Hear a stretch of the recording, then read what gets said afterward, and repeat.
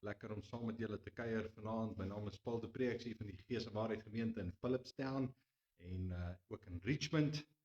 En dis so hier in die middel van die Karoo.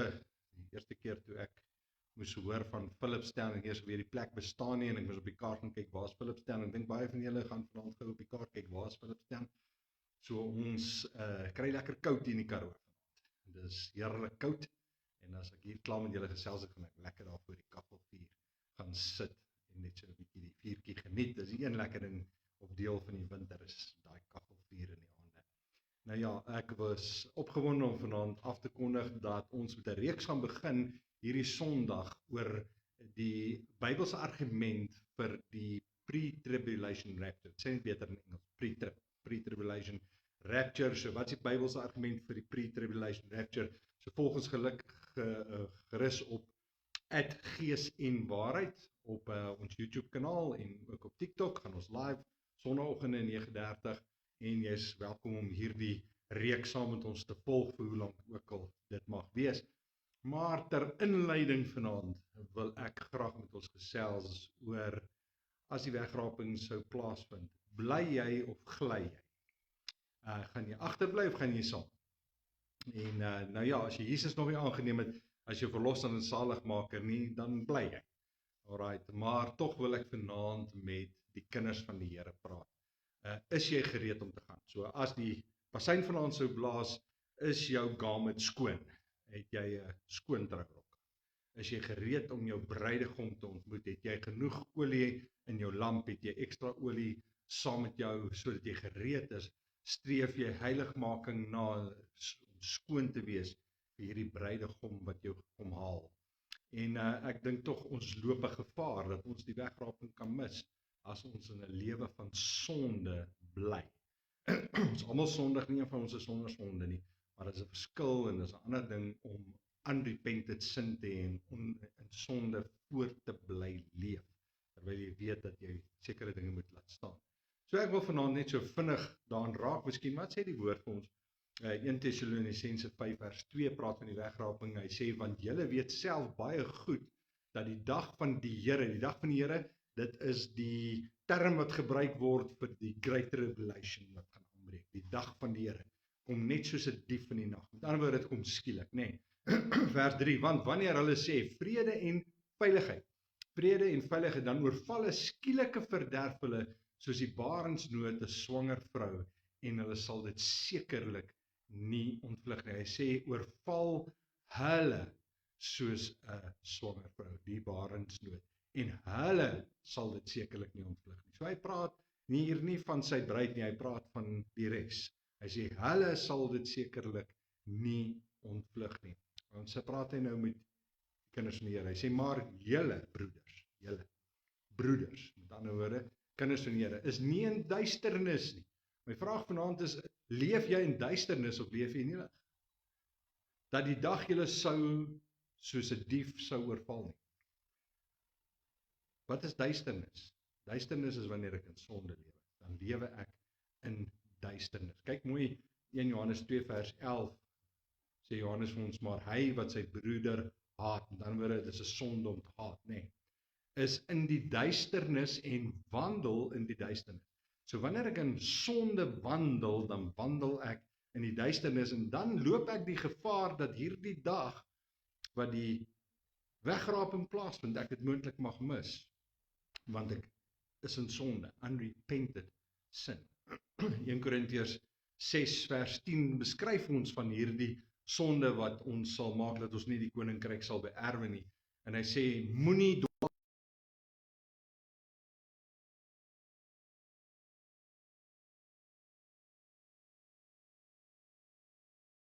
Hy sê, want geen hoereerders, dis mense wat seksueel verkeer buite kan die huwelik, geen hoereerders, of afgodsdienaars, en ek gaan 'n bietjie terugkom na afgodsdienaars toe, en of egbrekers, mense wat die egbreek met hulle mans of hulle vrouens egbreek, of wellustelinge, of sodomiete, of diewe, of gieraards, of dronkaards, of kwaadsprekers, of rowers, sal die koninkryk van God beerwe nie.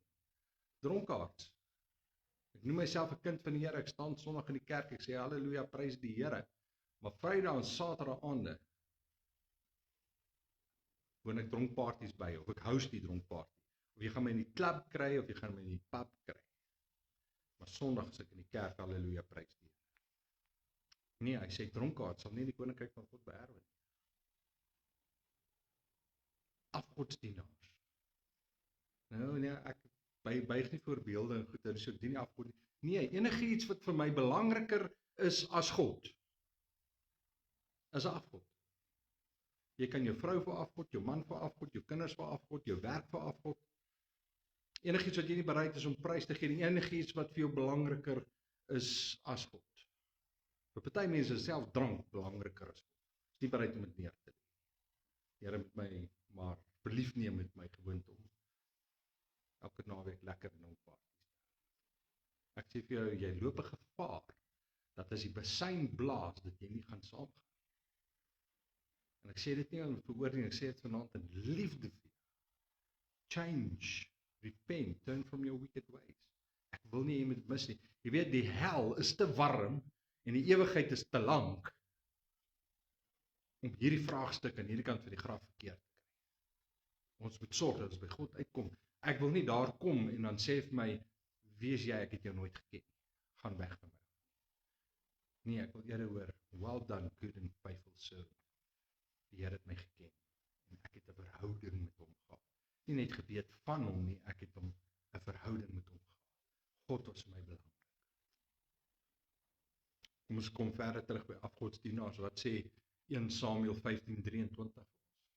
Hy sê, in die Engels wil ek vir ons gee, hy lees so mooi in die King James, hy sê, for rebellion is as the sin of witchcraft. Leef jy in rebellie? Rebellie teenoor die Here, rebellie teenoor jou ouers. Leef jy in rebellie?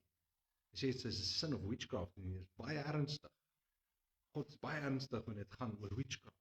Hy sê in stubbornness. In Afrikaans sê ons, jy is 'n harkwas. Wel, 'n ander woord wat ek seker ook kan gebruik. Jou hart is verhard. Jy luister nie na raad nie. You don't want to change your ways. Die Heilige Gees kan met jou praat, maar ek sal nie verander nie. Hy sê stubbornness is as iniquity and idolatry. Stubbornness is afgodsdiens. Want ek verhoog dit wat ek wil hê bo dit wat God sê. En dan loop ek 'n gevaar om dit te mis. 2 Korintiërs 13 vers 5 gee Paulus vir my en vir jou baie goeie raad. As ons lewe hier volgens inrig, we won't go wrong. Hy sê ondersoek jouself. Of jy, ek, in die geloof is. Stel jouself op die proef. Gaan sit een kant en sê, Here, is ek nog op die pad? Dien ek U nog met ywer en met vuur? En Here, is ek nog ernstig oor U? Is U nog die belangrikste in my lewe? Is ek nog op die pad? En as daar iets in my lewe is wat ek moet neerlê, wat nie reg is nie, Here, wys dit net vir my, want ek wil dit nie so lewe nie, ek wil dit nie mis nie. I want to walk in the righteous way that you have laid before. En dan sal die Here is baie getrou om vir jou te wys, maar luister. Daai Vrydag aand parties, hoort nie by kind van die Here nie. And then I can repent and say, Lord, please forgive me, I'm sorry. En die Here sal jou vergewe, maar nie repent, as jy weet, volgende naweek is ek weer terug. Moenie repent oor jou buiteegtelike verhoudings, en jy weet, volgende naweek, is ek weer terug in 'n buiteegtelike verhouding. Ek gaan nie 'n skeiding maak in daardie buiteegtelike verhouding. Because that's not true repentance. True repentance is to be sorry about it and to turn around, not to do it again. Die Here het vir die oorspellige vrou gesê, ek veroordeel jou ook nie, gaan en sondig nie meer. So dit is die belangrike, gaan en sondig nie meer. Ek wil nie jy moet dit mis nie, ek wil nie jy moet reg wees. Want ek wil vir julle sê, die eindtye is nou hier.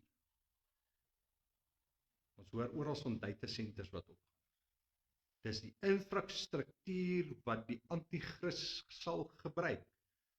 Tracking en tracing en monitoring van alles wat jy doen. As jy agterbly. So ons weet die wegraping is baie naby. Kan enige oomblik. Daar's geen profesie of enigiets wat eers met vervulling nog kom voor die wegraping kan plaasvind. Ons is gereed om te sê, Here, kom haal ons. Baie naby, ons weet is naby. Nie een van ons weet die dag of uur nie, maar ons weet is naby. So jy moet heeltyd gereed leef. Dat is daai bassein vanaand blaas dat jy nie afvloei, maar wel sal. Nou ja, gaan sit een kant, maak soos wat Paulus gesê het en vra Here, is ek nog op die pad? Is my raad in my en aan jou en elkeen van ons wat die Here dien. En dan wil ek vir jou sê, as jy wonder oor hoe die eindtyd puzzle by mekaar pas, en wat is die Bybelse argument vir pre-tribulation rapture, dis goeie nuus, want die Paulus sê ons mekaar bemoedig met daardie woorde, dat daar is wegraping. So, ons gaan dit alles oopbreek, so vol gerus hierdie reeks, en dan sien ons mekaar Sondag, 9:30, wanneer ek die volgende gedeelte vir julle bring. Almal met 'n geseënde aand hê, en bid dat die Here jou seën, en alles wat jy sal doen, weet voorspoedig.